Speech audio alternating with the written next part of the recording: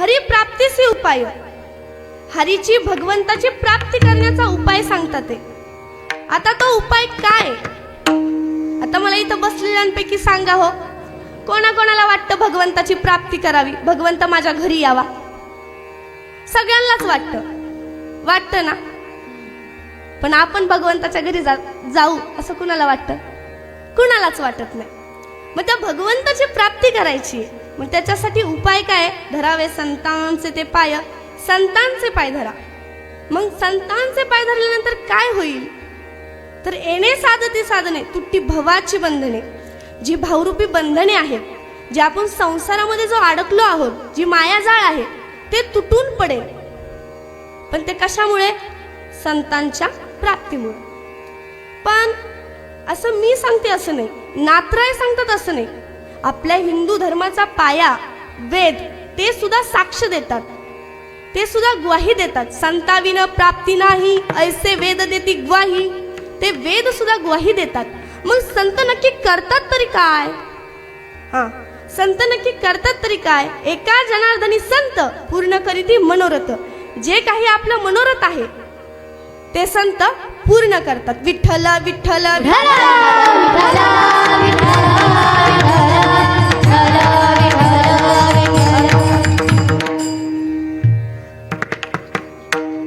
शास्त्रामध्ये 3 गोष्टी फार दुर्मिळ सांगितल्यात बरं का. पहिली म्हणजे मुमुक्षत्व, दुसरी म्हणजे संत भेट, आणि तिसरी म्हणजे हा नरदेह, मनुष्य देह फार दुर्मिळ आहे, सहजासहजी प्राप्त होत नाही. हा नरदेह आपल्याला भेटलाय, पण आपल्याला त्याची किंमतच समजलेली नाही. आता मला सांगा हो, आपला जर पाय तुटला आणि तुम्ही डॉक्टरकडे गेला, तुम्हाला डॉक्टर आहे तसा पाय बसून देणार आहे का? बोलत चला, देणार आहे? नाही देणार. डबल MD डॉक्टर असू द्या, नाहीतर अमेरिकेहून शिकून आलेला असू द्या, तो आहे तसा पाय बसवून देणार नाही. तो प्लास्टिकचा पाईप बसवून. आपला डोळा तुटू द्या, डोळ्यात जाऊ द्या, डॉक्टरकडे जा, तो आहे तसा डोळा देणार आहे का बसून? नाही, आहे तसा डोळा बसवणार नाही. मग आपल्याला हा देवाने नरदेह दिलाय, कशासाठी दिलाय हे आपल्याला समजलं पाहिजे की नाही? पण आपल्याला ते कळलंच नाही. पहा, एक उदाहरण सांगते पटण्यासाठी. एक मेंढपाळ्या होता. आता सगळ्यांना मेंढपाळ्या माहितीये का? जो मेंढ्या चरायला नेतो, तो मेंढपाळ्या होता. तो काय करायचा? रोज आपल्या मेंढ्या चरायला घेऊन जायचा, असा त्याचा नित्यक्रम होता. पण एक दिवस काय होतं, असाच मेंढ्या चरायला घेऊन जात असताना त्याला एक हिरा सापडतो. हिरा आहे हे त्याला कळतच नाही. मग तो काय करतो? आपल्या लाडक्या मेंढीच्या गळ्यात बांधतो. प्रत्येकाच्या आयुष्यात अशी एक लाडकी मेंढी असते. विठ्ठल विठ्ठल विठ्ठल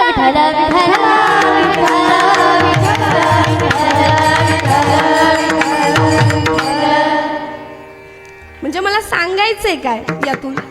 त्या धनगराला, त्या मेंढपाळ्याला तो हिरा आहे हे समजलंच नाही, म्हणून त्याने तो आपल्या मेंढीच्या गळ्यात बांधला. तसंच आपल्याला हा नरदेह भेटलाय, हा कशासाठी भेटलाय हेच आपल्याला समजलेलं नाहीये. आपण आलोय कशासाठी ह्या नरदेहात हेच आपल्याला अजून उमगलं नाहीये. कशासाठी? माऊली खूप सुंदर असं वर्णन करतात. पाहे पा शरीराच्या गावा, जया लागे आलो पांडवा, हा कार्यर्थ आघवा सांडोनिया. म्हणजे ज्या कार्यासाठी हा नरदेह भेटलाय ते कार्य न करता वेगळंच काहीतरी करतोय, वेगळ्याच कार्याला हा नरदेह लावलाय. वेगळं म्हणजे नक्की कोणतं? मला सांगायची गरज नाही. तुम्ही उठल्यापासून काय काय करता? संसार. उठलं की भांडी घास, धुणं धू, कामाला जा. सगळेजण हल्ली तर माणसं जर पैशाच्याच मागे पळतात. हा नरदेह फक्त पैसा कमवण्यातच व्यर्थ घालवलाय. मी म्हणत नाही बरं का माऊली मातांनो, मी म्हणत नाही पैसे कमवू नका, पैसे नक्की कमवा, पैसे नक्की कमवा, पण एवढा पण पैसा कमवू नका, एवढा पण पैसा कमवू नका की आपल्या घरात आपली मुलं म्हातारपणी वृद्ध आश्रमात नेऊन टाकतील. एवढा पण पैसा कमवू नका. माणसाने एवढा पण पैसा कमवू नका.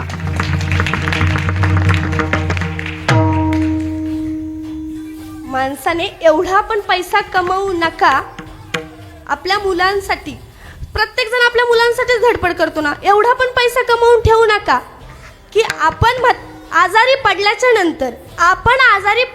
नंतर मुलाने डॉक्टरला फोन लावायच्या आधी वकिलाला फोन लावावा लागेल. एवढा पण पैसा कमवून ठेवू नका. माणसाने आयुष्यात एवढा पण मुलांसाठी पैसा कमवून ठेवू नका की सख्या भावाचे एका ताटात बसून खाणारे सख्खे भाऊ पक्के वैरी होतील. माणसाने एवढा पण पैसा कमवून ठेवू नका. नक्की हा अर्थशास्त्रामध्ये अर्थ हा लागतो. 4 पुरुषार्थामध्ये अर्थ हे लागतं, पण एवढं पण अर्थ नकोय की मुलांसाठी कमवायचं असेल ना संस्कार कमवा. कारण मुलगा जर कर्तृत्ववान असेल तर तो स्वतः कमवेल, त्याला कमवून ठेवायची गरज नाही. आणि मुलगा जर कर्तृत्ववान नसेल तर कितीही कमवून ठेवा तो मातीतच घालील. त्यामुळे मुलांना संस्कार लावा. पैसे कमवून ठेवू नका मात्या माऊल्यांनो. पैसा हा जीवनात आज आहे उद्या नाही, कोणी नाही, काहीच राहत नाही.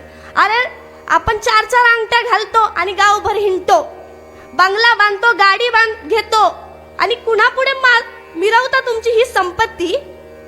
कोणापुढे आणि कशासाठी? अरे सोन्याची लंका होती, जळाली, आणि सोन्याची द्वारका होती, बुडाली, काय राहिलं हो? आणि तुमच्या 4 अंगठ्या आणि गाडी बंगला कोणापुढे मिरवता? कोणी काहीही घेऊन जाणार नाही. त्यामुळे माणसाने ह्या नरदेहात आल्याच्या नंतर फक्त नामस्मरण करा. हा संसार करा, संसार करू नका या मताची मी नाही, पण एवढा पण पैसा कमवून ठेवू नका. खरं तर मला तुमच्या गावात आल्याच्या नंतर माणसं मनाने किती श्रीमंत असतात ना ते कळलं. कारण की खूप चांगल्या प्रकारे आमची राहण्याची सोय तुम्ही केली आणि भोजन सुद्धा आम्हाला खूप चांगल्या पद्धतीने तुम्ही दिलं. आणि श्रीमंती कशाला म्हणतात हे तुमच्या गावातून मला कळलं. मनाने किती श्रीमंत असावं. खरंच तुमचं गाव खूप मनाने श्रीमंत आहे, खूप खरंच. त्यामुळे पैशाने माणसाने श्रीमंत नसावं, मनाने श्रीमंत असावं. आणि तुमचं गाव सोनारी हे गाव खरंच नावाप्रमाणेच मनाने श्रीमंत आहे. पण माणसाने आयुष्यामध्ये पैसा कमवत असताना एवढा पण कमवू नका की आपल्याला जीवाची सुद्धा पर्वा राहणार नाही. काही माणसं एवढा पैसा कमवतात, जीव गेला तरी पैसा सोडत नाही. पहा, एक उदाहरण सांगते. एक पाटील होता, ह्या गावचा नव्हता, तो त्या गावचा पाटील होता. ह्या गावचे पाटील खूप सुंदर आहे, आम्हाला खूप चांगल्या पद्धतीने आमची सेवा बिवा केली. पण तो त्या गावचा पाटील होता कसा बघा. कधी दान धर्म नाही, कधी कोणत्या वारीत नाही, कधी वारकरी आले जर गावात तर कधी चहा पाण्याला सुद्धा बोलवलं नाही, कधीच नाही. कधी कोणत्या माणसाला 1 रुपया सुद्धा दिला नाही, असा तो पाटील होता. एक वेळेस काय होतं, तुमच्यासारखेच काही आपल्यासारखेच गावकरी त्याच्याकडे जातात आणि म्हणतात, पाटील अहो चला पंढरपूरला जाऊ. किती दिवस हे काम करणार तुम्ही, थोडा वेळ तुमच्यासाठी काढा, चला पंढरपूरला जाऊन येऊ. पाटील म्हणतो, बाबा आलो असतो पण काय सांगू, माझी बायको, तिचं एवढं बघायला लागतं मला, आणि ते राहू दे, इकडं माझ्या म्हशी आहेत, तिकडे एवढी जमीन आहे, आणि गावचा कारभार काय कमी आहे का? इथं काय झालं तर मलाच बघायला लागतं गावात, त्यामुळे मी काय येणार नाही, तुम्हीच जा. ते पाटील ती माणसं म्हणतात पाटलांना, अहो पाटील चला हो चला, हा मनुष्य देह परत नाहीये, एकदा तरी पंढरीची वारी करा. अहो पाटील चला ना, आम्ही सगळा खर्च करतो, फक्त तुम्ही वेळ काढून चला. मग पाटील खुशच झाला. पाटील म्हणतो, तुम्ही एवढा आग्रह करता तर येतो मी, चला. मग काय निघाली ही पंढरपूरला. आल्याच्या नंतर आपली रूम घेतली, एक मुक्काम रूम मध्ये केला. दुसऱ्या दिवशी चंद्रभागेत स्नान करण्यासाठी गेले. चंद्रभागेत स्नान करण्यासाठी गेल्याच्या नंतर चंद्रभागेत स्नान करत होते, त्यावेळेस तिथं देवरूपी वासुदेव आला आणि तो सगळ्यांना सोडला, नेमका पाटलापाशी आला. पाटलाला म्हणतो, पाटील दान पावलं. पाटील म्हणतो, बाबा मी फक्त इथं दर्शन करण्यासाठी आलोय, मला तू काय पैसे मागू नको, तू माझ्या रूम वरती ये, मी तुला तिथं पैसे देतो. तो म्हणतो, चालन. मग यांचं चंद्रभागेत स्नान बिन होतं, पांडुरंगाचं दर्शन घेतात आणि रूम वरती जातात. आता गावाकडे जायची तयारी करत असतात, तेवढ्यात दरवाजा वाजवतात, टक टक टक टक. असा दरवाजा वाजवल्याच्या नंतर नेमका पाटील उघडायला जातो. पाटील उघडतो, पाटील आश्चर्यचकितच होतो, बाई हे काय आलं. तो म्हणतो, पाटील 1 रुपया तरी द्या. तो म्हणतो, वासुदेवा मी तुला नक्कीच पैसे दिले असते, पण काय सांगू, मी आताच बघत होतो माझ्याकडे फक्त गावाच्या तिकिटापुरते पैसे राहिलेत, माझ्याकडे पैसाच राहिला नाही. एक काम कर, तुला पैसे पाहिजेच ना, तू माझ्या गावाकडे ये. काय कर, पुढे ये, हा गावाकडे ये, माझ्या गावाकडे ये म्हणल्याच्या नंतर मग हा पाटील निघतो गावाकडं जातो. आणि गावाकडे गेल्याच्या नंतर बाहेरच त्याची पत्नी उभी असती. पत्नीला म्हणतो, जा बाई पटकन पाणी आण आणि चहा ठेव मला. पत्नी घरात जाती, त्याला पाण्याचा ग्लास भरून आणून देते आणि चहा ठेवायला आतमध्ये जाते. आणि तो आपलं पाणी पित असतो. वरती पाणी पित असताना त्याला तिकडूनच येशीवरून आतमध्ये येताना वासुदेव त्याला ठसकाच लागतो. तो म्हणतो, हे काय झालं, त्याला गामच फुटतो. आता करावं काय, त्याला बायकोला म्हणतो, ए चहा नंतर ठेव, पहिली तू घरात ये. पहिली घरातून बाहेर ये. अहो झालं काय, ते काय जाऊ दे, तू चहा ठेवू नको. अहो चहा ठेवायला गेले, तो नको मला प्यायचंच नाही चहा. अहो झालं काय, अगं सांगतो काय, नंतर सांगते, ते राहू दे, तू चहा ठेवायचा आधी राहू दे. तू आधी काय कर, मी मरायचं नाटक करतो, तू रडायचं नाटक कर. अवधनी पण झालं काय, ते काही पण होऊ दे, तू फक्त रडायचं नाटक कर, मी मेलोय मरायचं नाटक करतो. फक्त इथं कुणी पैसे मागायला तर पैसे देऊ नको, फक्त तू एवढंच कर. मग काय पाटील झोपला. तिने लावला ना स्वर, पंचमचा स्वर लागतो बायांचा रडायला. लागला पंचमचा स्वर पंचमचा लागल्याच्या नंतर आता तिचा स्वर लागल्याच्या नंतर अख्या बाया आल्या, तिच्या शेजारी येऊन बसल्या. त्यांनी लावला. पाटील गेला, म्हणलं अख्खं गाव जमा होऊन आलं ना, अख्खं गाव रडत आहे. आणि वासुदेव आला. वासुदेव लांबच होते. ते वासुदेव आले आणि म्हणतात, काय झालं पाटलांना. त्याची बायको म्हणते, दिसत नाही का तुम्हाला, गेले माझे पाटील. आणि काय झालं विचारता, दिसत नाही का. पाटील वासुदेव म्हणतो, खरंय माऊली, दिसतंय मला, पाटील गेलेत ना. हा ना, गेले पाटील, दिसत नाही का तुला, विचारतो काय मेल्या. अहो माफ करा बरं मला, पण ऐका, पाटील गेले ना, आता आलोय तर पाटलाची मौतच करून जातो.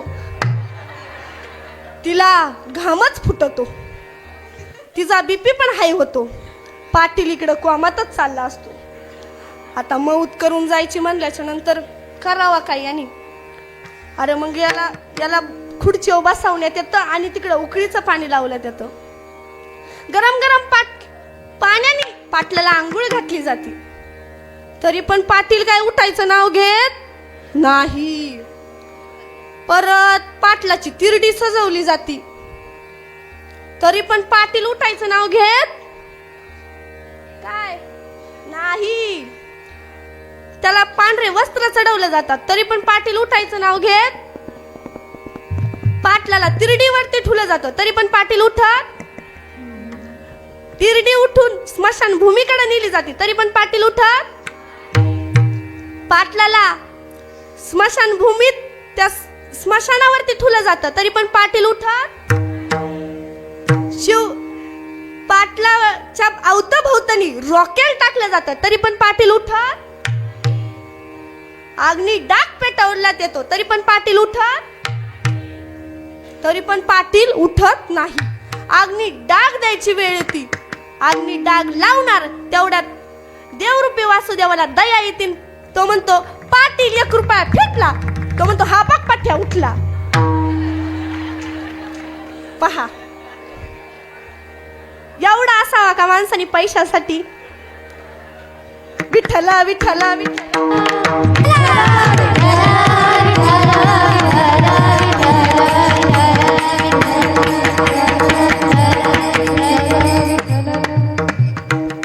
माणसाने एवढं पैशासाठी असावा का. हे खोटं सांगत नाही या, त्याला प्रमाणे तुकोबराय म्हणतात, तू का म्हणे धनासाठी देती प्राण. आणि खरंच ह्या कलियुगात आहेत अशी माणसं. तुम्ही माझ्यापेक्षा अनुभवाने मोठे आहात, तुम्हाला अनुभव आला असेल.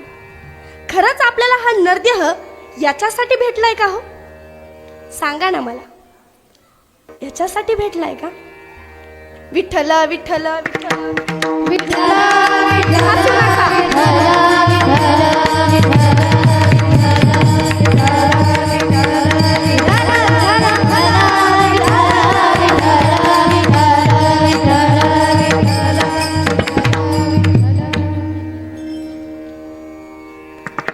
आता सगळ्यांनी ताट बसा. खूप हसला तुम्ही, फ्रेश झाला. औषधाची बॉटली जसं औषध पिण्याच्या आधी हलवलं जातं मग ते पिलं जातं, तसं आता तुम्ही सगळे फ्रेश झालात. आता हसी मजाक बस झाला. ऐका, विनोद तर आपण घरी बसून पण करू शकतो, पण कीर्तन म्हणजे काय, ज्यातून आपण काहीतरी बोध घेऊन जाऊ शकतो. 2 तास इथं तुम्ही मला देतात आहे, काहीतरी घेऊन जाण्यासाठी झालात आहे ना. तसं कोणी कोणाला वेळ देत नाही. हसायचं असतं तर घरी टीव्ही पुढे पण हसता आलं असतं. लावा हास्य जत्रा, लावा कॉमेडीची, काही पण लावून हसता आलं असतं. पण कीर्तन म्हणजे काय, ज्यातून आपण काहीतरी घेऊन जाऊ. हा नरदेह कशासाठी भेटलाय? ह्या पैशासाठी भेटलाय का? अरे तो पाटील पंढरपूरला गेला, परंतु त्याचा जीव त्या पैशात होता. आपल्याला देवाने हा नरदेह दिलाय, कशासाठी दिलाय याचा कधी विचार केलाय? हा जीव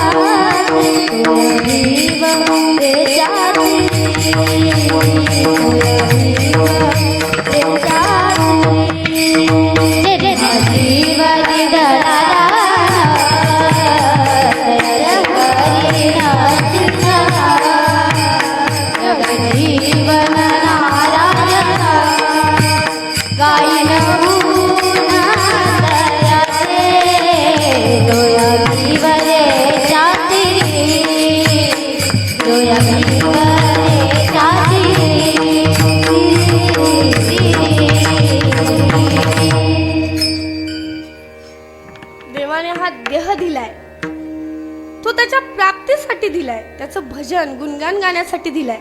अरे जोपर्यंत हा देह आहे ना, तोपर्यंतच पंढरीची वारी करा, तोपर्यंत माझ्या भगवंताचं नामस्मरण करा. एकदा की गाडी निघून गेली की हात करून माऊली काहीच उपयोग नाही. कारण की ह्या देहामध्येच, ह्या नरदेहाला आल्याच्या नंतरच नामस्मरण घडतं. आपल्याला हात दिलेत, पाय दिलेत, पंढरीची वारी करा. अरे तुम्ही आम्ही पंढरीची वारी करावी यात काही नवल नाही, पण ज्याला हात नाही, ज्याला पाय नाही, त्याने पंढरीची वारी करावी. पहा ना, एक प्रसंग सांगते. घरामध्ये बाळ बसलेलं होतं. अचानक कानावरती आवाज पडतो, रामकृष्ण हरी, रामकृष्ण हरी. बाळ आईला आवाज देतं, आई आई ऐक ना ग. आई, काय आहे ग आज गावात? हा मधुर विण्याचा आवाज, हे भगवंताचं नाम कोण घेतंय ग आई? आई बाळा जवळ येते. बाळा, भानुदासांची दिंडी चालली गावातून, आज त्यांचं गावात कीर्तन आहे. आई, भानुदासांचं कीर्तन आहे. आई ऐक ना ग. आई, मला त्यांच्या कीर्तनात घेऊन जा ना ग. बाळा, नको रे त्या भगवंताचं एवढं गुणगान गाऊ. काय दिलंय त्याने तुला? हात दिले नाही, पाय दिले नाही. अरे त्यामुळे तुला कोणी जवळ पण घेत नाही, कोणी माणूस तुझ्या जवळ पण येत नाही. लहान लहान मुलं तुला खेळायला पण घेत नाही. का करतोस तू त्या भगवंताचं एवढं नामस्मरण? ए आई, आई असं नको ग म्हणू.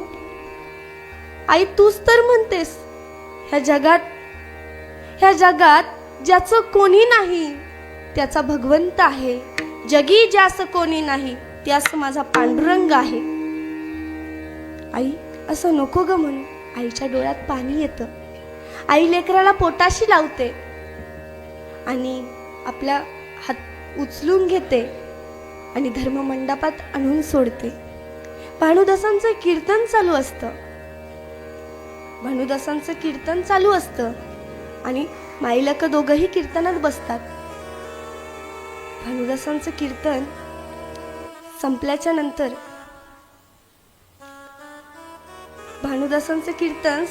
नंतर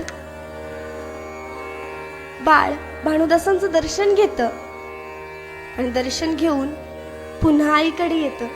आई, अगं ऐक ना ग, आई मला ना ग वारीला जायचंय ग, मला त्या पांडुरंगाला बघायचंय ग, डोळे भरून त्या विठेवरच्या सावळ्याला बघायचंय ग, ज्याला जगात कोणीच आपलं मानत नाही, त्याला देव आपलं करतो ना ग, मला त्याच्या जवळ जायचंय ग, मला जाऊ दे ना ग. अरे बाळा, पण तू जाणार कसा?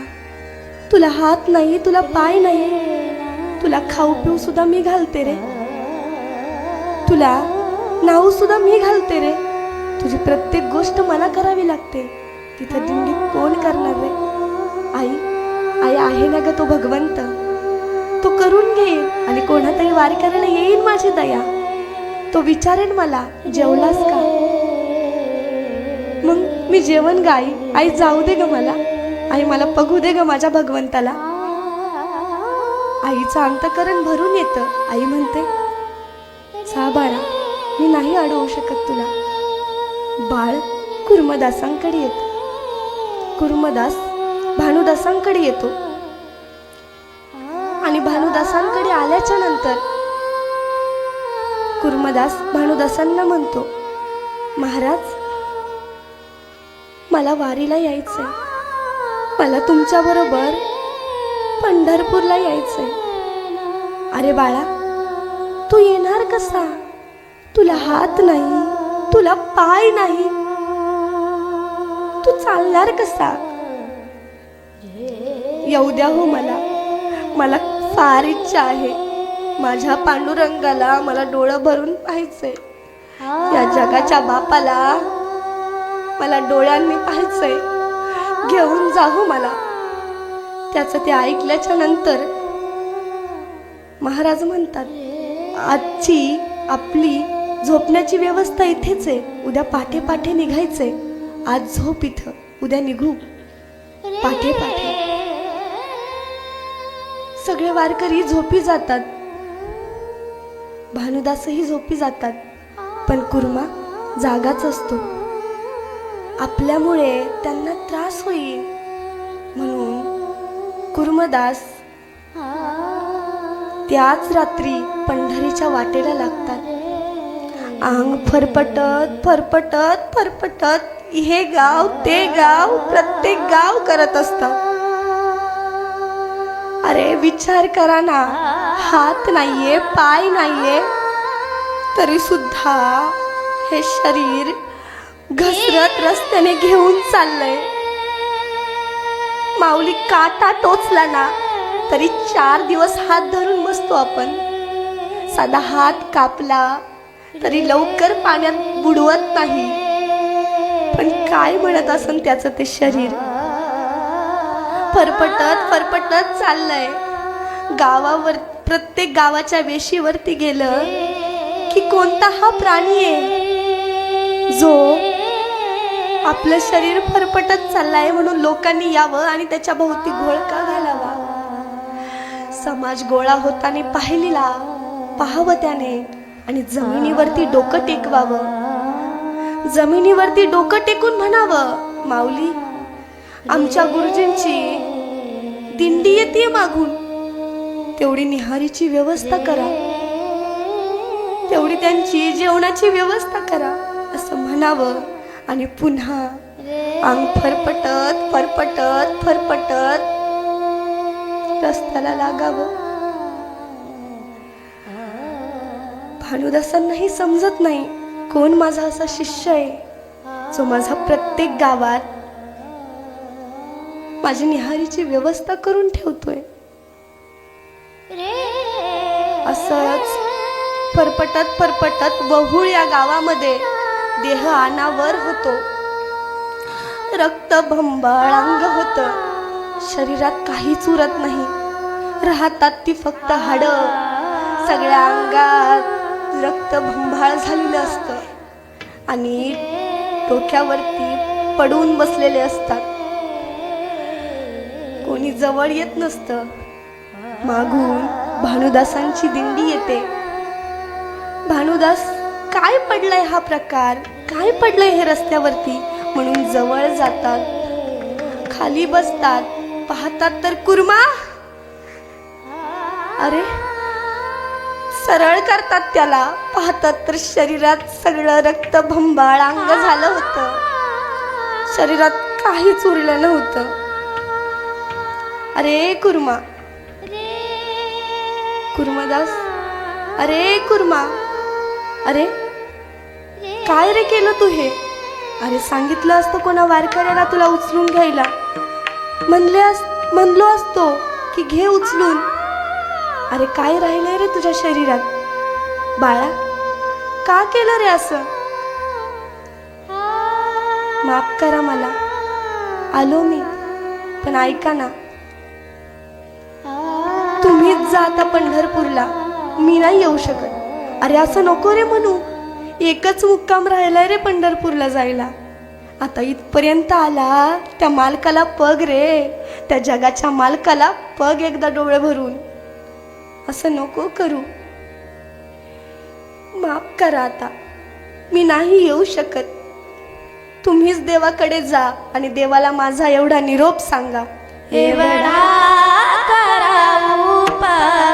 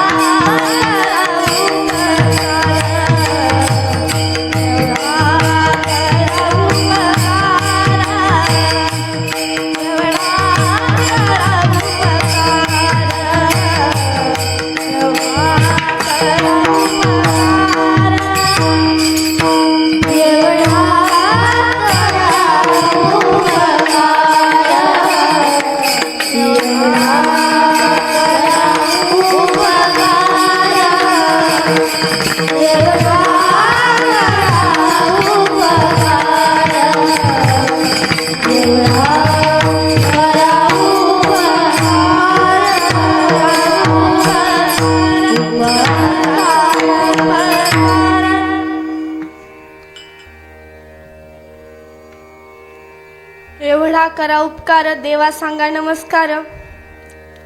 आजही तुम्ही जर गेलात तर वहुळ या गावामध्ये कुर्मदासांची समाधी आहे.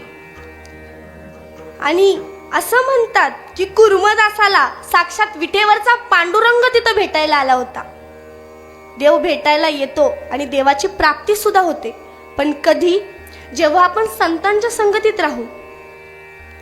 कुर्मदासांनी काही क्षणासाठी त्यांचं कीर्तन ऐकलं, त्यांच्यात परिवर्तन झालं, देवाची ओढ लागली आणि भगवंताची प्राप्ती झाली. तसं तुम्हा आम्हालाही होईल, पण त्यासाठी तुम्हा आम्हाला काय करावं लागेल? अभंगाचा प्रथम चरण. हरी प्राप्ती सी उपाय, सी उपाय धरावे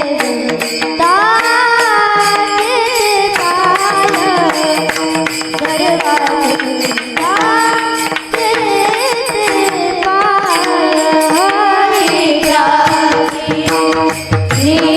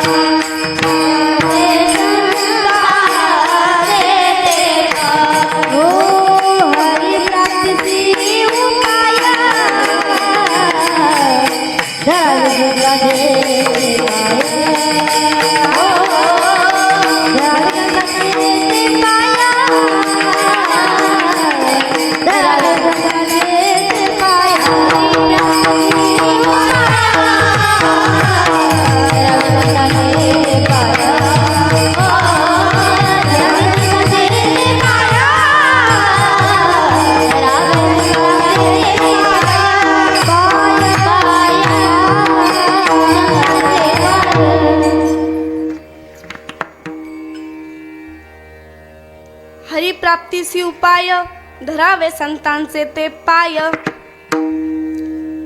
धरावे संतांचे ते पाय म्हणजे संतांचे पाय धरून बसायचे का?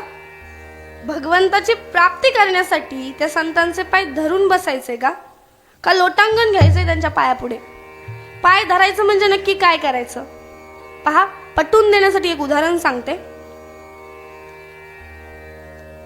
एका गावामध्ये एक सासू अशी होती की ती सारखीच म्हणायची, आख्या गावात कुणाची सून नाही अशी सून मी करून आणणार. काय म्हणायची? आख्या गावात कुणाची सून नाही अशी सून मी करून आणणार. मग तिने काय केलं? पुण्याकडली सून करून आणली. कुठली? पुण्याकडली. पण पुण्याकडली सून करून आणल्याच्या नंतर त्या सुनाला काहीच येत नव्हतं. फक्त देख ना दिवा आणि भीतीवर ठेवा एवढंच. तिने जर सासूनी चहा करायला लावला ना ती 2च मिनिटात करायची. मग सांगा जेवण कसं करीत असं? चहा फक्त 2 मिनिटात. त्याची प्रक्रिया पण पहा.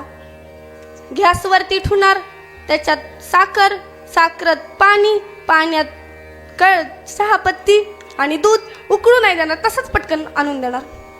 अशी ती सून होती. मग स्वयंपाकाचं तर मी सांगतच नाही कशी करीत असं. अशी ती सून होती. पण अख्ख्या गावात कोणची सून नाही अशी सून मी करणार म्हणून केली. नुसता देखना दिवाण भीतीवर ठेवा. पण आता गावात तोंड दाखवाय जागा नाही म्हणून काय करावं? आता करावं तरी काय म्हणून ती काय आता सांगा करावं तरी काय? ही नवीन बायका म्हणतील, बाई सासू काम करीती आणि सून कहाला केली मग येणे. म्हणून मग ती एक दिवस ती काय करते, मग ती सुनाला बाहेरची कामं लावायची आणि मी पटकन घरातलं करून घेईन. आता नाग जायला नको म्हणून एक दिवस काय केलं तिने, गहू माहितीत ना, गहू बाहेर सुकत घातलं. ते गहू बाहेर सुकत घातल्याच्या नंतर म्हणली, सुनबाई, ओ सुनबाई इकडे या. बोला सासूबाई. काय नाही बाळा, तेवढी चाळण घे आणि आपली गव्हावर जाऊन बस. मग हिने काय केलं, चाळण घेतली. फोन चार्जिंगला होता, फोन चार्जिंगचा काढला, फोन हातात घेतला आणि बाहेर आली. गव्हावरती येऊन सासूनी पटापटा पटापटा पटापटा पटापटा पटापटा पटापटा काम आवरून घेतलं. 3 तास झाले, 3 तास. 1 नाही 2 नाही 3 तास झाले. आपली सून का बरं घरात यायली? काय करीती नक्की? एवढं तर गहू नव्हतंच. असं काय नीट करीती? त्यातलं काय झालंय मला दिसलं नाही, तिला दिसत आहे. म्हणून सासूने काय केलं, बाहेर आली आणि सून दरवाजातून सुनाला पाहिलं तर सून काय करीत होती माहिती? गव्हावर बसली होती, हातात फोन होता, इन्स्टा ओपन होता, रील्स स्क्रोल करीत होती. पहा, विनोदावारे घेऊ नका, मला सांगायचंय का यातून? सासूने काय सांगितलं होतं, गव्हावरती जाऊन बस म्हणजे गहू निसत बस. समजलं ना? समजलं का? गहू निसत बस. त्याचप्रमाणे हरिप्राप्तीचे उपाय धरावे संतांचे ते पाय. म्हणजे संतांचे पाय धरायचे म्हणजे पाय धरून बसायचं नाहीयेत किंवा लोटांगण घ्यायचं नाहीये. काय करायचंय तर ज्याप्रमाणे माझ्या संतांनी नामस्मरण केलंय, ज्याप्रमाणे नामस्मरणाचा पाया त्यांनी चालवलाय, भक्ती केली, त्याप्रमाणे आपल्याला त्या संतांनी सांगितल्याप्रमाणे नामस्मरण करायचंय. संगतीनेच माणूस पुढेही जात असतो आणि बिघडतही असतो. मग ती व्यावहारिक जीवनातली असो किंवा शाळेमध्ये शिकत असताना असो, कॉलेजला जाताना असो किंवा 2 माणसं कामाला जाताना असो किंवा 2 बायांची असो, मग ती संगत कोणतीही असो ती चांगली पाहिजे. पहा, एक उदाहरण सांगते. असंच एक गाव होतं आणि त्या गावामध्ये एक वकील होता. वकील असंच एका कीर्तन चालू होतं आणि त्या कीर्तनात तो वकील येऊन बसला. कीर्तनात वकील येऊन बसल्याच्या नंतर त्या वकिलाने ते कीर्तन सगळं ऐकलं आणि महाराज सांगत होते, ह्या जगात कुणीच कुणाचं नाही, फक्त माया जाळ आहे, त्याच्यातून बाहेर पडा, संतच आपले, देवच आपले. हे सगळं ऐकलं त्याने. सगळं कीर्तन होऊन दिलं, सगळ्या माणसांना जाऊन दिलं. मग महाराजाकडे आला, म्हणला, महाराज तुम्ही म्हणता की ह्या जगात कोणी कोणाचं नाही, पण तुम्ही खोटं बोलता. महाराज चकितच झाले. बाबा कसं काय खोटं बोलतो? मी तर खोटं कधीच बोलत नाही. अहो तुम्ही म्हणता ह्या जगात कोणी कोणाचं नाही, पण या जगात माझी बायको फक्त माझी आहे. महाराज म्हणले, महाराजाला धक्काच बसला ना. म्हणले काय असं काय करीती ती तुझ्यासाठी, काय करीती असं ती तुझ्यासाठी, तुझी बायको फक्त तुझे, ती माझ्याशिवाय पाणी सुद्धा पित नाही, मी जर घरी लवकर गेलो नाही तर जेवण सुद्धा जेवत नाही. महाराज म्हणले बापरे खरंच. पण म्हणतो महाराज म्हणले मला विश्वास बसत नाही, अशी एक पण बाई नाही की नवऱ्याच्या गपचीप खात नाही. महाराज म्हणले तू मला पुरावा आणून दे. वकील हुशार होता. वकील म्हणतो उद्याच, तुम्ही काळजीच करू नका. गेला वकील घरी. घरी गेल्याच्या नंतर रात्र झाली होती, झोपला. पण झोप कशाची लागते, ह्या कुशीहून त्या कुशीहून, त्या कुशीहून या कुशीहून असं चालूच होत त्या घरात. पण काय करावं बरं की आपल्या बायकोचं आपल्याला कळंन किती आपल्याला जीव लावी ती. म्हणून सकाळ होती. हा पट्ट्या 8 वाजता उठतो, आंघोळ बिंगुळ करीतो. आंघोळ बिंगुळ केल्याच्या नंतर कामासाठी निघतो. तर म्हणतो आता कामाला जायचं नाही, शेजारच्या गच्चीवरती जाऊन बसायचं आणि आपली बायको दिवसभर काय काय काय काय करीती हे आपण पाहायचं. आणि मग हा निघाला कामाला. गाडीवरती बसला, किक मारली, तेवढ्यात ही बाहेर आली. अहो ऐका ना, घरी लवकर या बरं, मला तुमच्याशिवाय जेवण जात नाही. बाई जेवण घेत जा ग तू, नको उपाशी राहत जाऊ, मला नाही जात जेवण. बरं प्रयत्न करतो, येतो लवकर, तू काळजी करू नको. आणि मग गेला हा. गेल्याच्या नंतर मागच्या घरामागून गेला आणि शेजारच्या गच्चीवर जाऊन बसला. शेजारच्या गच्चीवर जाऊन बसल्याच्या नंतर हिने 5-10 मिनिटं होऊन दिले. नवरा बाहेर गेला का म्हणून बघायला आली. दरवाजातून डुकून बिकून पाहिलं, गेला नवरा. पटकन शेजारच्या दुकानात गेली, बासमती तांदूळ घेऊन आली. अर्धा किलो तांदूळ घेऊन आल्याच्या नंतर मस्त खमंग असा मसाले भात केला. तो खाऊन घेतला. तो खाऊन होत नाही तर थोडं अंग टाकलं, झोपली. तेवढ्यात पेड्यावाला येतो. पेढे घ्या, पेढे घ्या, पेढे. कसे दिले पेढे? 40 रुपये पाव पेढे. अहो पेढेवाले काका, मला द्या की पाव किलो पेढे. घेती पाव किलो पेढे. घरी ती कट कट कट कट सगळे खाऊन घेती. पेढे खाती, जरा बसती. तो वरून सगळं बघत असतो. त्याला वाटत असतं आता खाली उड्या मारावा आणि तिचा गळाच धरावा. पण काय ना, वेळ नसती बरोबर. ती घरात बसती, टीव्ही बघत. तेवढ्यात उसावाला येतो. ऊस घ्या, ऊस घ्या, ऊस. कसे दिले ऊस? 10 रुपयाचे 4 ऊस. ओ काका उसावाले, इकडे या, इकडे या, इकडे या, मला ऊस द्या. 10 रुपयाचे 4 ऊस घेती. घरी येते, ऊस खाती. त्या ऊसाचं टरफल बाहेर लांब फेकून येते. सगळं घरबीर झाडून बिडून घेते. आणि नवरा यायची वेळ होती आणि घरात ग्लास, हातात पाण्याचा भरलेला ग्लास घेते आणि दरवाजातच उभी राहते. त्याला असं झालं असतं तर कधी जाईन आणि कधी हिला बोलन. त्याचा असा दणकाच चालू असतो. तो पटकन गाडी फिरवतो, घरात येतो आणि पटापटा घरी आल्याच्या नंतर ती दरवाजातच उभी असती. तो पायी चापटीत घरात येतो. अहो पाणी घ्या ना. फेक तिकडे तुझं ते पाणी. आता ती म्हणते आज मुकादम चिडला वाटते यांच्यावर, नक्कीच कोर्टाचा निकाल यांच्या बाजूने लागला नाही. आता ती म्हणती कशी राहिली कोर्टाची मात? तो म्हणतो अर्धा किलो तांदूळाचा भात. ती म्हणते अशी काय धुसफूस? म्हणतो अशी काय धुसफूस? तो म्हणतो पाव किलो पेढे, पाव किलो पेढे, 40 रुपयाचे पाव किलो पेढे. ती म्हणती असे काय आडे वेडे? तो म्हणतो पाव किलो पेढे. ती म्हणते असे काय धुसफूस? म्हणे 10 रुपयाचे 4 ऊस. ती म्हणती अहो तुम्हाला हे समजलं कसं? तो म्हणतो ते सोड राणी, तुला मला सोडून गेलं कसं? विठ्ठला विठ्ठला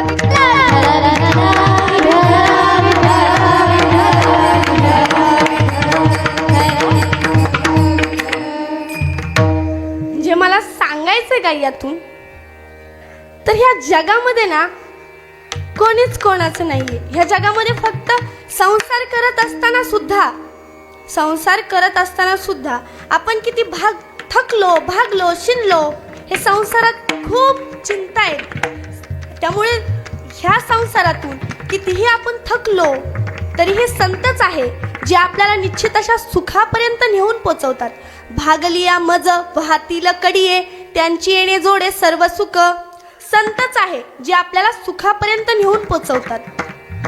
मग काही मंडळी म्हणली, बाबा ताईंनी सांगितलंय की संत सुखापर्यंत नेऊन पोचवतात, मग चला संत शोधायला. मग आले देहू, आळंदी, पंढरपूर सगळं केलं.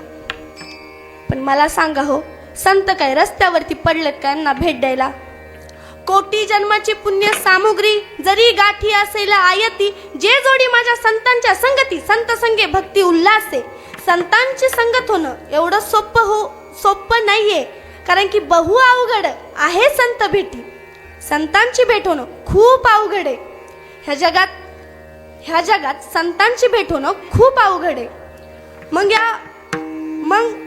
एका गृहस्थाने नाथरायांना प्रश्न केला की नाथराय, तुम्ही म्हणता संतांची भेट होणं अवघड आहे, तर मग आम्ही नक्की करावं तरी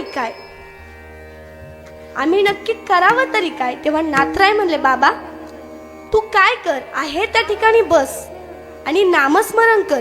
त्यामुळे काय होईल, जो हा मायाजाळ आहे, जो हा संसार आहे, ज्यात तू गुंतलेला आहे, त्यातून तू बाहेर पडशील. हेच अभंगाच्या दुसऱ्या चरणात. तेने साधती साधने, तेने साधती साधने, तेने साधती साधने, तेने साधती साधने, तेने साधती साधने.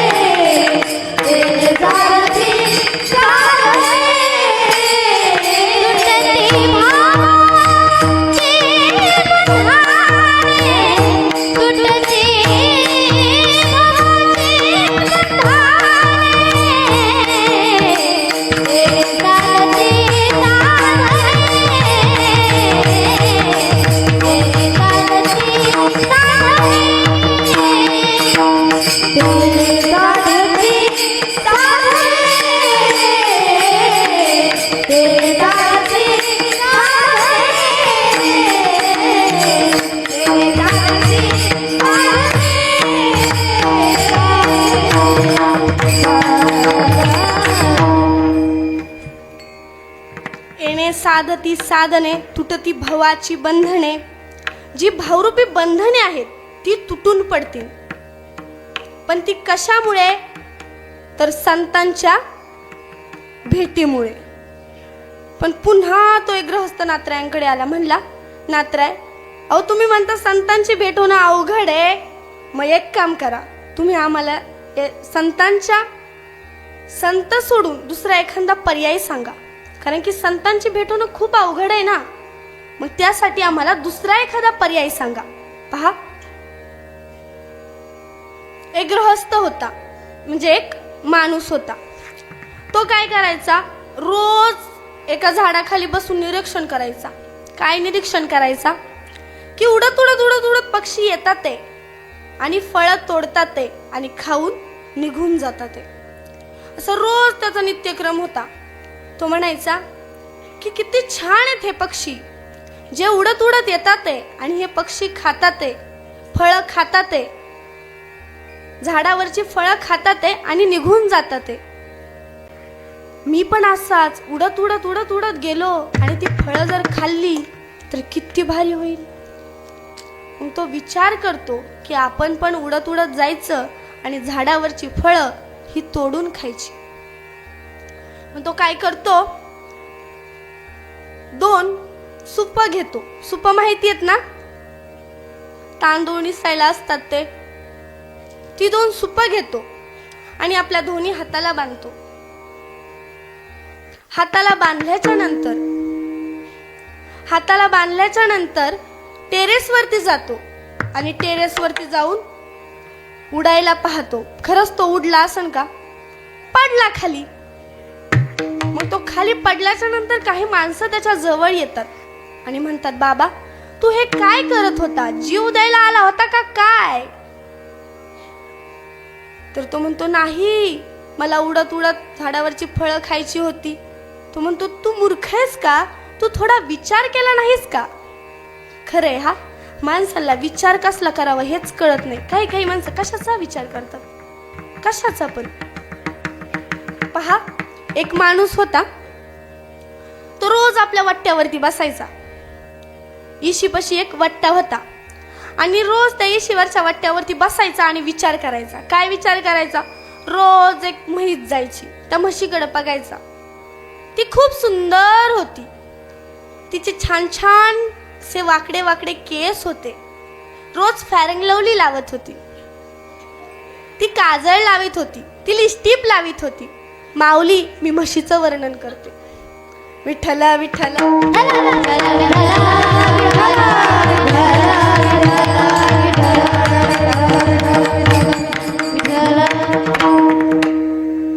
मी म्हशीचं वर्णन करते. आणि रोज तो त्या म्हशीकडे बघायचा.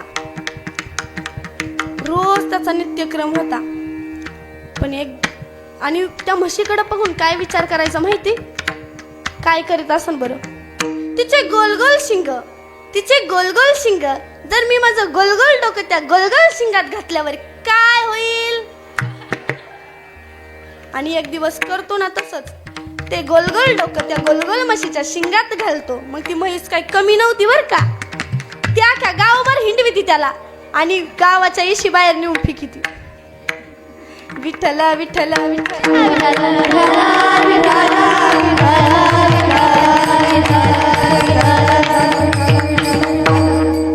मला विचारावरून निघालं म्हणून पटकन सांगितलं. म्हणजे त्या माणसाला सांगितलं की तू विचार केला नाही का?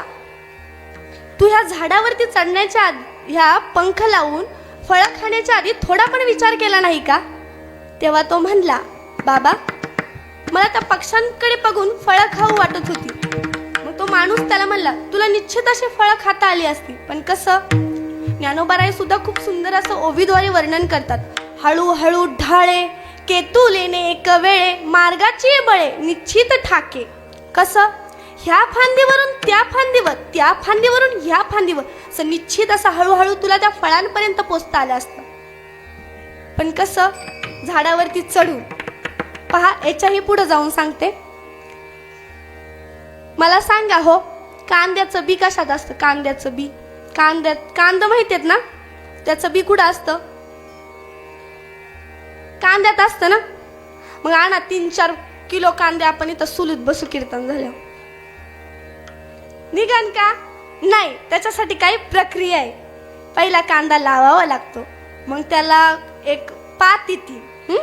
पात आल्याच्या नंतर त्या पातीला एक सुंदर असं फुल येतं आणि त्या फुलात बी येते. बरोबर ना? त्याला पण एक काहीतरी प्रक्रिया आहे. तसंच याच्याही पुढे जाऊन सांगते. आपल्याच गावातला एक बाबा डॉक्टरकडे गेला. कुठे? जामनेरला. जामनेरला गेल्याच्या नंतर ते बाबा म्हणले, डॉक्टर, माझं फार गुडघे दुखतात ते.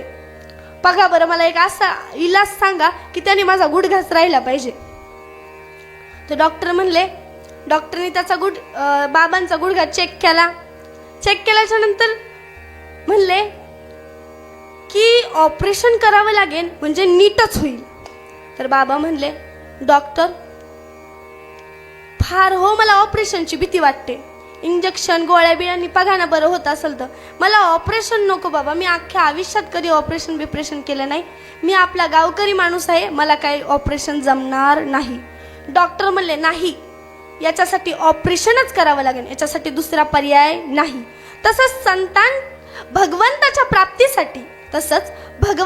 प्राप्तीसाठी दुसरा उपाय नाही असं मी सांगते, असं नाही. नाथराय सांगतात असं नाही, तर वेद सुद्धा सांगतात अभंगाच्या 3ऱ्या चरणात.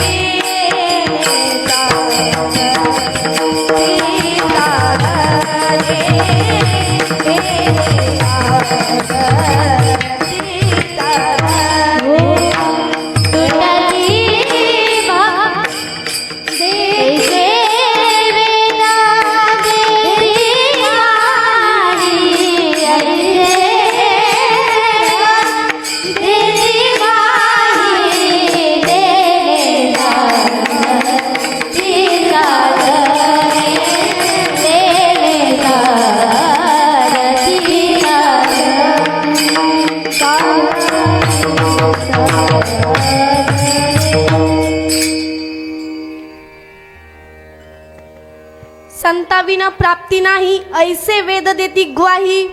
वेद सुद्धा साक्ष देतात. पहा, तिकडे जे माणसं बसलेले आहेत ना, कृपया करून माझी विनंती आहे की धर्म मंडपात येऊन बसा. फक्त अर्धा तास कीर्तन राहिले, उठून जाऊ नका. विठ्ठल विठ्ठल विठ्ठल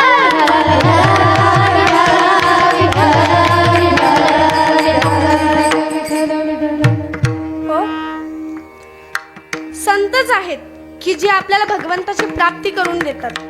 आणि ह्या जगात खरं तर संत आणि आई वडीलच आहेत की जे आपलं हित पाहतात. कारण की ह्या जगात कोणीच कोणाचं नाहीये जे आपल्याला समजून घेईल, जे आपलं हित पाहिल, जे आपल्या हिताचा विचार करेल. आहे का कोणी? शेजारी पाजारी कोणीच कोणाचं नसतं. फक्त आपल्याला सत्मार्गाकडे नेणारे फक्त आपले आई वडील असतात. ह्या जगात सगळे आपल्यावरती प्रेम करतात, पण निस्वार्थ प्रेम करणारे फक्त आई वडीलच असतात. डोळे उघडे ठेवून जी प्रेम करते, डोळे उघडे ठेवून जे प्रेम करते तिला मैत्रीण असे म्हणतात. डोळे झाकून जी प्रेम करते तिला प्रियसी असे म्हणतात. डोळे वटारून जी प्रेम करते तिला बायको असे म्हणतात. डोळे मिटेस तोपर्यंत जी प्रेम करते तिला आई असं म्हणतात. आणि डोळ्यात न दाखवता जो प्रेम करतो त्याला वडील असे म्हणतात.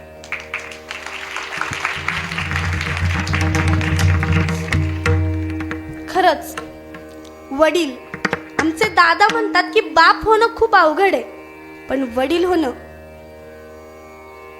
सोपं नाहीये.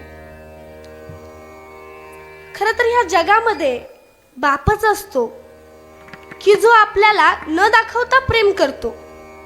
पण आम्ही तुम्ही कधी समजून घेतला का होता बापाला? कधीच समजून नाही घेतलं. तो बापच आहे की जो आपल्या मुलांचा विचार करत असतो. अरे रोजच्या जेवणाची सोय करणारी ती आई आपल्या लक्षात असते, पण आयुष्यभराची शिदोरी बांधून ठेवणारा तो बाप आपल्या का बरं लक्षात नसतो? का? अरे आयुष्यभर काबाड कष्ट करतो, आयुष्यभर काबाड कष्ट करून प्रत्येक सणाला सुद्धा तो कामाला जातो आणि पैसा जमा करतो आणि एका क्षणात तो आपली सगळी प्रॉपर्टी आपल्या मुलांच्या नावावरती करतो. तो बापच असतो. पण तो बाप आम्ही कधी समजूनच घेतला नाही. तुम्हा आम्हाला कधी कळलाच नाही. का बरं असं? पहा ना, मी काल परवा एक पत्र वाचलं. तुम्ही म्हणाल ताई पत्र? हो माऊली. खरं तर मला ते पत्र सांगायच्या आधी प्रत्येकाने आपला मोबाईल बंद करा. प्रत्येकाने माझ्याकडे लक्ष देऊन कीर्तन ऐका. त्या बापाने पत्र लिहिलं. आजच्या ह्या युगामध्ये मोबाईलचा जमाना आहे. प्रत्येकाकडे मोबाईल आहे. माणूस आपला कितीही लांब असला तरी त्याला सहज कॉल लागतो ना. पण त्या बापाने पत्र लिहिलं. असं काय घडलं की त्या बापाला पत्र लिहिण्याची गरज भासली? पहा ना, त्या वडिलांनी किती सुंदर पत्र लिहिलंय. प्रिय बाळा, काय झालं ग असं जे कालपासून तू तुझा मोबाईल बंद करून ठेवलास? कालपासून तू तुझा मोबाईल बंद केलास ग बाळा. पण आम्ही इथं घराचे दरवाजे बंद करून समाजाच्या नजरा चुकवत घरात बसून घेतलंय ग. काय झालं असं की तू आम्हाला सोडून गेलीस, क्षणात पोरकं केलंस? काय चुकलं तुझ्या त्या भावाचं, ज्याने त्याचे मित्र त्याला बोलत असताना सांगायचे की तुझ्या बहिणीला आवर घाल, हातातून जाईल, पण तो तुझा भाऊ त्या मित्रांना भांडायचा, माझ्या बहिणीबद्दल असं काही बोलू नका, माझी बहीण मला माहिती आहे कशी आहे, तोच तुझा भाऊ पहाडाच्या छातीचा आज घरात एका कोपऱ्यात बसलाय ग. सांग ना ग, काय चुकलंय तुझ्या त्या भावाचं? काय चुकलं तुझ्या त्या आईचं, जिने तू कॉलेजला गेल्याच्या नंतर टोपल्यातली अर्धी भाकर बाजूला काढून ठेवावी? माझं लेकरू उशिरा येतो कॉलेजवरून, पण तुझ्या त्या आईने कालपासून पाण्याचा घोट घेतला नाहीये ग. ढाई मोकलून रडतीये. सांग ना ग, काय चुकलं तुझ्या त्या आईचं? काय चुकलं तुझ्या ह्या बापाचं, ज्याने तुला तालुक्याला शाळेला पाठवली, ज्याने सणासुदीला सुद्धा कामाला गेला, ज्याने स्वतःसाठी कधी नवी कपडे घेतली नाही, चप्पल तुटली तर शिवून घातली, पण तुझ्यासाठी प्रत्येक गोष्ट घेतली. काय चुकलं तुझ्या ह्या बापाचं, ज्याने तुला मुक्तपणे जगायला दिलं, शिकवलं? सांग ना ग, काय चुकलंय तुझ्या ह्या बापाचं?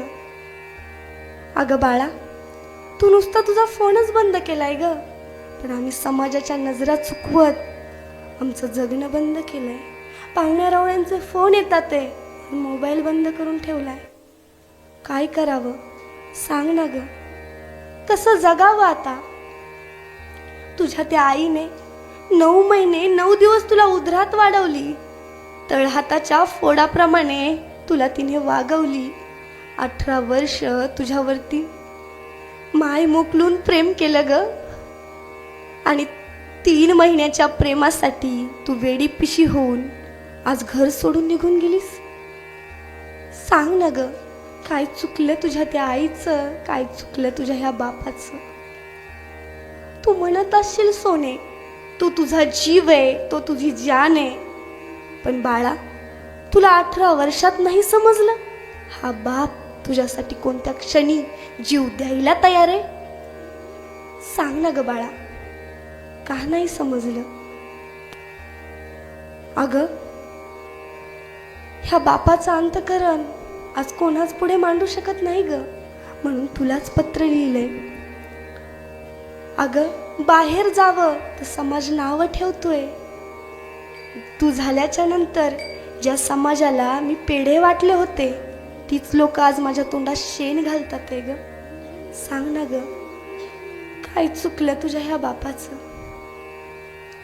काय चुकलं तुझ्या त्या आईचं? अगं बाळा, मी कालपर्यंत सगळ्या गावात सांगत होतो, माझे दोन्ही मुलं म्हणजे माझे कोहिनूर हिरेत, पण आज त्यातला एक हिरा काळा पडलाय ग. काय करावं सांग ना ग? तू सहज निघून गेलीस. अगं, तू त्या 3-4 महिन्याच्या प्रेमासाठी एवढी वेडी पेशी होऊन सहज निघून गेली, तर 18 वर्ष ह्या बापाने तुला स्वतःच्या हातावरती खेळवून मोठी केली. त्या बापाचं अंतकरण काय म्हणत असेल? सांग ना ग बाळा, काय काय म्हणत असेल? तुला थोडी पण आठवण नाही आली का ग? थोडं पण तुझ्या आईचं प्रेम डोळ्यासमोर नाही आलं का ग? बाळा, तू गेलीस, पण तू एकटी नाही गेलीस. तुझ्या आईचं स्वप्न, तुझ्या भावाचा विश्वास, तुझ्या ह्या बापाचा इज्जत आणि घराण्याची आबरू घेऊन गेलीस. तू एकटी नाही गेलीस, आमचं जगणं घेऊन गेलीस. तुला जायचं होतं ना सोन्या, आदल्या दिवशी सांगायचं. तुझ्या आईला गोडधोडाचं जेवण करायला सांगितलं असतं, त्यात थोडं विष टाकलं असतं आणि तुझ्या नाजूक हातांनी आम्ही खाल्लं असतं, तर आजही पाहण्याची वेळ आली नसती. आता सोने जगता पण येत नाही आणि मरता पण येत नाही. जगावं तर समाज नावं ठेवीन, आणि मरावं तर म्हणेन की संस्कार देता नाही आले पोरांना, म्हणून मेला. सांग ना ग सोने, काय करावं, कसं जगावं आम्ही? तू गेलीस ना, आहे त्या ठिकाणी सुखी राहा. तुलाच पत्र लिहून तुझ्याच पुढे व्यक्त झालोय मी. सुखी राहा तू, कारण की हे एका बापाचं अंतःकरण आहे. अरे ज्यांनी वारकरी संप्रदायाचा कळस गाठला ते तुकोबाराय सुद्धा लेकीच्या प्रेमासाठी वैकुंठावरून खाली आले. हे बापाचं अंतःकरण आहे. खरं तर माझ्या कीर्तनातून तुम्ही काही नाही घेऊन गेला ना तरुण मुलींनो, तरी चालेल मात्या मावल्यांनो, तरी चालेल तायांनो, पण आपल्या बापाला असं पत्र लिहिण्याची गरज भासन असं कधी वागू नका. कारण की त्या बापाची इज्जत असता तुम्ही.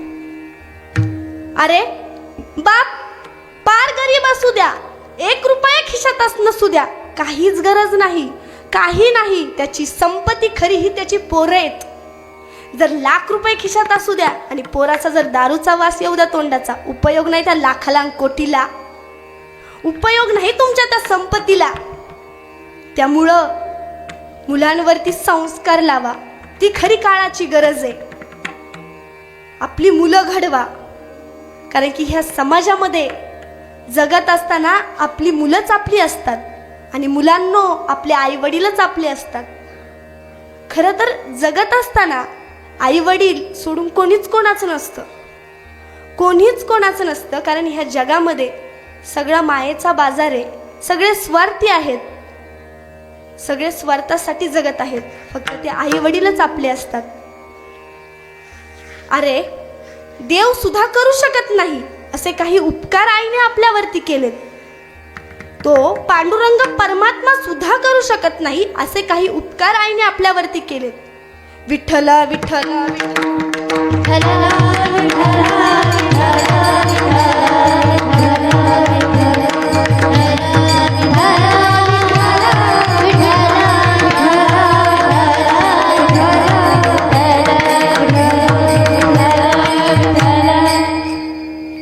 पहा, तुमच्या ह्या गावामध्ये कोणीतरी बाहेरून माणूस आला राहण्यासाठी माणूस आला आणि तो 3-4 वर्ष तुमच्या गावात राहिला. तुम्ही त्याला राहण्यासाठी भाड्याने रूम दिली. तो वेळेच्या वेळेवरती भाडं देत राहिला आणि त्या 4 वर्षानंतर त्याने स्वतःची जागा घेतली, 4 गुंठा जागा घेतली आणि आपलं घर बांधलं. पण गावातून फिरत असताना तो प्रत्येक माणसाला सांगायचा की ह्या भल्या माणसाने मला राहायला जागा दिली, ह्या गावात मी राहिलो म्हणून आज माझं स्वतःचं घर झालं. फार उपकार आहेत त्या माणसाचे माझ्यावरती. कधी भाडं मागं पुढं झालं तर त्याने समजून घेतलं, प्रत्येक माणसाला सांगायचा. अरे ज्या माणसाकडून आपण भाडं घेतो तो माणूस आपल्याला देव माणूस म्हणतो. मग या पृथ्वीवरती पाय ठेवायला जेव्हा आपल्याला कणभर सुद्धा जागा नव्हती तेव्हा तिने 9 महिने 9 दिवस आपल्या गर्भात जागा दिली. त्या आईचा उपकार कमी आहे का? सांगा ना. पहा, आईचा दुसरा उपकार म्हणजे रक्तदान. आता इथे बसलेले काही सुशिक्षित म्हणतील की ताई रक्त तर डॉक्टरकडे पण भेटतं ना दादा, रक्त डॉक्टरकडे, पण त्याचे पण काहीतरी नियम आहेत. आपण रक्त त्यालाच देऊ शकतो ज्याचं ब्लड ग्रुप आपल्या ब्लड ग्रुपशी मॅच करतो, रक्तगट मॅच करतो, त्यालाच आपण रक्त देऊ शकतो. आपण त्यालाच रक्त देऊ शकतो ज्याच्या शरीरात आधीपासून रक्त आहे. पण आईने आपल्या शरीरात तेव्हा रक्त टाकलं जेव्हा आपल्या शरीरात एक सुद्धा रक्ताचा थेंब नव्हता. त्यावेळेस आईने आपल्या शरीरात रक्त टाकलं. विज्ञानाला हे सुद्धा न उद्घडणारं कोडं आहे की आईचा रक्तगट हा कोणताही असू दे आणि बाळाचा रक्तगट हा कोणताही असू दे, आईचं रक्त हे बाळाला चालतं. पहा, आईचा तिसरा उपकार म्हणजे हस्तिदान, हडदान. तर तुम्ही म्हणाल हडदान हा कसा? इथे बसलेल्यांपैकी प्रत्येक माझ्या माता माऊल्यांचे गुडघे दुखतात आहे, म्हणूनच प्रत्येक जण मांड्या सोडून पाय हे करून बसलेत. मांड्या घाला सगळ्यांनी, मला समजू शकते मी. की प्रत्येकाचे गुडघे गेलेत, पण त्या हाडांमध्ये तिने रक्ताचं दूध करून आपल्याला त्या हाडांमध्ये कॅल्शियम टाकलं. अरे जर आपली हाडं जर तुटली ना, तर डॉक्टरकडे जर गेला ना, तर डॉक्टर हाडं नाही बसवत, लोखंडाचं ते रॉड असतं ते टाकलं जातं. किती हुशार डॉक्टर असू द्या, अमेरिकेहून आलेला असू द्या, जपानवरून आलेला असू द्या, तो आपल्या हाडांमध्ये लोखंडाचं रॉड टाकलं, हाडं टाकत नाही. आता तुम्ही म्हणाल असं कसं? तर पहा, त्या आईने जी हाडं टाकली, जी हाडं आपल्याला दिलीत, ती एवढी कॅल्शियमनी मजबूत आहेत की आपल्याला प्रत्येक ताकद, प्रत्येक काम करण्यासाठी ती हाडं आपल्याला मजबूत करतात. प्रत्येक काम आपण सहजरित्या करू शकतो. आजची तरुण पोरं कॉलेजला गेल्याच्या नंतर म्हणतात की कापून टाकीन. कशाच्या जोरावर? ह्या हाडांच्या जोरावर ना. खूप ताकद आहे ह्या हाडांमध्ये. अरे आज जर आपण विज्ञानाच्या दृष्टीने जर पाहिलं तर वर्षानुवर्षाचे हाडाचे सापळे सापडतात. उत्खनन जर केलं तर हाडाचे सापळे सापडतात. अरे आपण ह्या शरीराला एवढं नटवतो, फॅरन लवली लावतो, केस काळी झाली, केस पांढरी झाली तर काळी करतो, लिपस्टिक लावतो, काजळ लावतो, पण स्मशानभूमीत गेल्याच्या नंतर या शरीरातला एकही अवयव शिल्लक राहत नाही. राहतात ती फक्त हाडं. अरे लोखंड जर मातीत पडलं तर 2 ते 3 वर्षात त्याची माती होते, पण हे हाड मातीत पडल्याच्या नंतर ही माती सुद्धा त्या मातेने दिलेल्या हाडांची माती करू शकत नाही. एवढी ताकद त्या मातेने दिलेल्या हाडांमध्ये.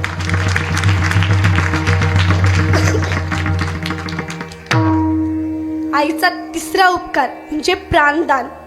आता तुम्ही म्हणा प्राणदान हा कसा? तर स्त्रीच्या जीवनात 3 जन्म असतात. पहिला जन्म ती जन्माला येते, दुसरा जन्म तिचा विवाह होतो, आणि तिसरा जन्म म्हणजे ती बाळांत होते. बाळांत या शब्दाचा विग्रह जर केला तर बाळांत म्हणजे यदा कदाचित बाळ होताना अंत होऊ शकतो, ती प्रक्रिया म्हणजे बाळांत. अरे कधी कधी अशी क्रिटिकल परिस्थिती निर्माण होते, एकतर आई जगेल किंवा बाळ जगेल. मग डॉक्टर विचारतात, तिच्या नवऱ्याला विचारतात की कोणाला वाचवायचं, आईला की बाळाला? नवरा म्हणतो, डॉक्टर साहेब काही झालं तरी चालेल, पण माझी बायको वाचवा. तिच्या आई वडिलांना विचारण्यात येतं कोणाला वाचवायचं, तेव्हा तिचे आई वडीलही म्हणतात, डॉक्टर साहेब माझ्या लेकीला वाचवा हो. पण त्या आईला भूल चढस तोपर्यंत ती आई म्हणत असते, डॉक्टर माझं काय व्हायचं ते होऊ द्या, पण माझ्या बाळाला वाचवा हो, माझ्या बाळाला वाचवा. अरे बाळ पोटात असल्याच्या नंतर सोनोग्राफी केली जाते. 3ऱ्या महिन्यापासून सोनोग्राफी होते. पण MD डॉक्टर असू द्या नाही तर डबल MD डॉक्टर असू द्या, 7व्या महिन्यातच कळतात की बाळाचे ठोके कसे ते, बाळ कसं श्वास घेते ते. मग डॉक्टर साहेब याच्या आधी बाळ श्वास घेतं कुठून आणि श्वास घेतं बाळ कसं? तर बाळ श्वास कोणता घेतं? तर जो आई श्वास घेत असते तोच 9 महिने 9 दिवस बाळ आतमध्ये श्वास घेत असतं. त्यामुळे आईचा तिसरा उपकार म्हणजे प्राणदान. पहा, आईचा अजून एक उपकार आहे, तो म्हणजे असा की तिने रस्त्याने चालताना कधी विचार केला नाही. तिने आपला पदर कधी खाली पडू दिला नाही.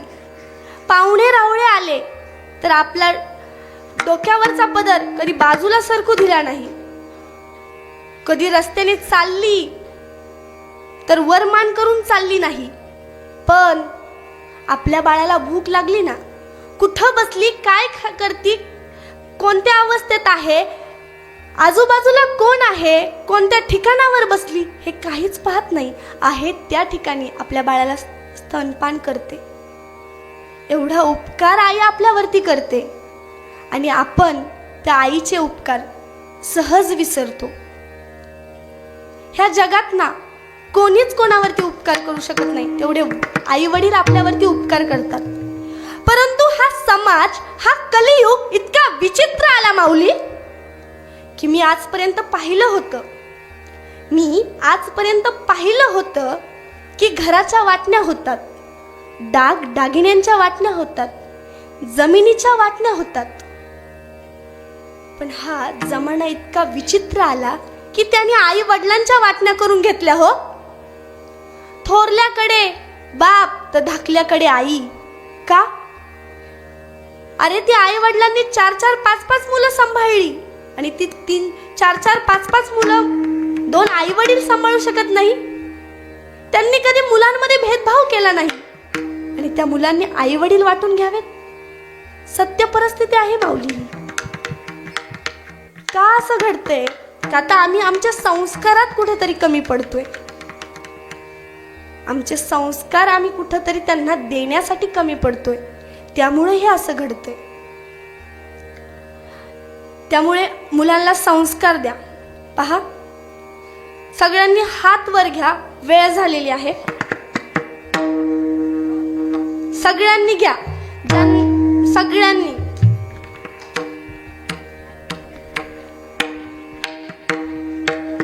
विठोबा रखुमाई, विठोबा रखुमाई, हरी विठोबा रखुमाई, विठोबा रखुमाई, विठोबा रखुमाई, विठोबा रखुमाई, विठोबा रखुमाई, विठोबा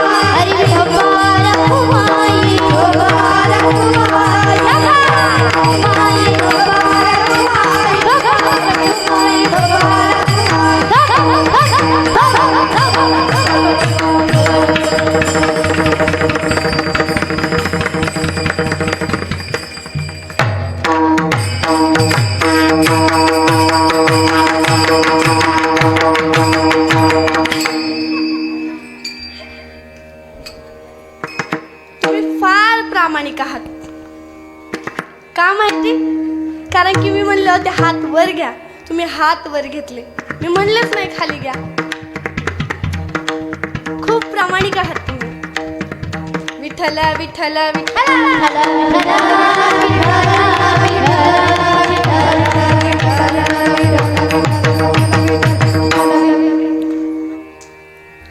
आजचा प्रत्येक जण म्हणतोय की माझा देश स्वातंत्र्य झालाय, पण मी म्हणते नाही. कारण ज्या दिवशी कसायाच्या तावडीतून गाई आणि लवजी हातमधून ताई वाचेल ना, त्या दिवशी खऱ्या अर्थाने हा देश स्वातंत्र्य होईल.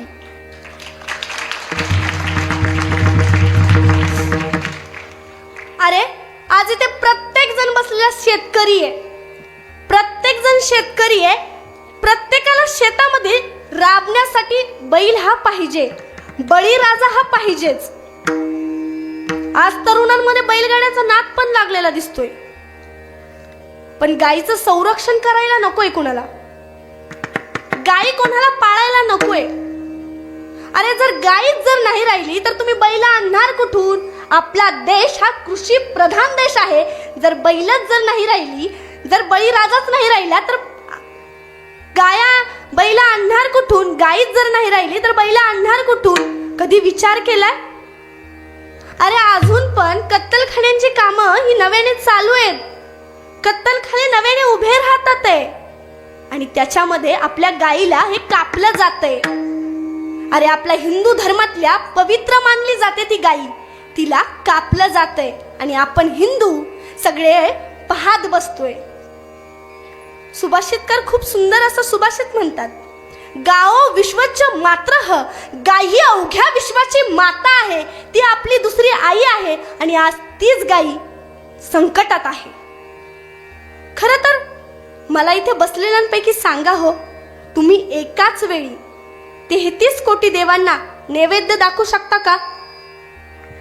दाखवू शकता का माऊली? नाही. पण एका गाईला पहा बर का, एका गाईला अर्धी भाकर खाऊ घातली तर 33 कोटी देवांना खाऊ घातल्याचं पुण्य लाभतंय. आणि पण त्याच 33 कोटी देवांना रोज नव्याने कापलं जातंय. काय हिंदूंनो, जागे व्हा, कुठपण झोपून राहणार? आपली गाय सुरक्षित नाही, ताई सुरक्षित नाही आणि आम्ही समाजात फिरतोय. अरे त्या काळीही महिलांना बाहेर हिंडताना एकटीला पाठवत नव्हते आणि आजही ताई जर बाहेर गेली रातची तरी बापाला धडकी भरते. का? तर ताई आणि गाई सुरक्षित नाहीये. अरे ती गायच आहे जिने आपल्याला आजपर्यंत वाढवलं आहे. जर बाळाची जर आई गेली ना तर दुसरं कोणतं दूध पाजलं जात नाही, फक्त गाईचंच दूध पाजलं जातं, कारण की ते पचण्यासाठी आणि रुचण्यासाठी हे उत्तम आहे. अरे जर पिंडीला कावळा शिवला नाही ना तर गाईला नैवेद्य दाखवला जातो, ती मोक्षापर्यंत घेऊन जाते आणि तीच गाई आज कापली जातीये. अरे कधीतरी कोणीतरी विचार करा, पुढं या आणि त्या गाईला वाचवा. अरे जेव्हा समुद्र मंथन झालं, तुम्ही कथा श्रवण करत असताना समुद्र मंथन पाहिलं, त्याच्यामधून सुद्धा कामधेनू गाई बाहेर निघाली.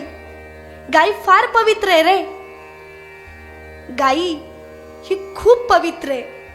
अरे गोमाता ही है जिसने हमको पाल पोस कर बड़ा किया. अरे गोमाता ही है जिसने हमको अमृत देकर खड़ा किया. अरे इस कण कण की भारत भूमि की पहचान रही है गोमाता, इस मिट्टी की शान रही है गोमाता. अब ऐसी गोमाता को हम नहीं भटकने देंगे, चाहे शीश भले ही कट जाए, पर गोमाता को नहीं कटने देंगे, नहीं कटने देंगे.